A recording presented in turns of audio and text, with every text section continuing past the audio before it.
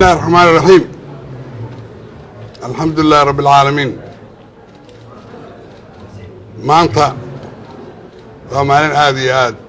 qiimo badan ugu leh galmudug runtii waxaan rabaa inaan reer galmudug sheego iyo dadka Soomaaliyeed oo dhan alkhilaafu fitna walfitnatu ashaddu min alqatl qof kasta intaas calooshiisa galiyaa la rabaa waxaan soo rutinay iyo waxaan wax badan ma aanan maqlayn xoogaa yar bay ayado kululaysay haddana waxaan rajaynayaa oday waa tanaasulay waa la tuurayaa la oran aad iyo aad baan idinku mahadnaqayaa soo dhaweynta madaxweynaha iyo madaxweyne ku-xigeenka iga raalli ahaada dadka ma tiri naqaan anugu wasiirada iyo xildhibaanada iyo saxaafadda iyo ummadda carrada joogto oo dhan kulligiin aad iyo aad baad mahadsantihiin sida quruxda badan noo soo dhaweyseen 60 kilomitir baad naga soo dhaweyseen arrin sahlan maaha ilaahay waxaan ka rajaynayaa galmudug inay raysato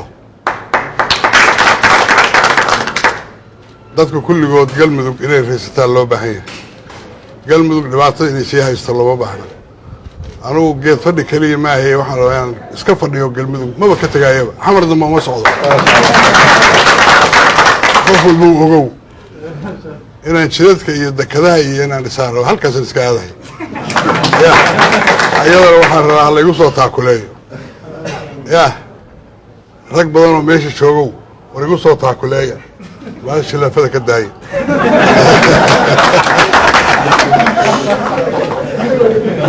warku waa inoo dambeeyaa habeen dambe iyo mar baan xaflad dhigan doonaa aan maaragtay si fiican u kaftanno aad iyo aad baad u mahadsantihiin galmudug waa mid laba maaha saacaddan laga bilaabo aad iyo aad baad u mahadsantihiin rag badan oo meesha jooga oo aan dareen ka qabaa waa jiraan iga raalli ahaada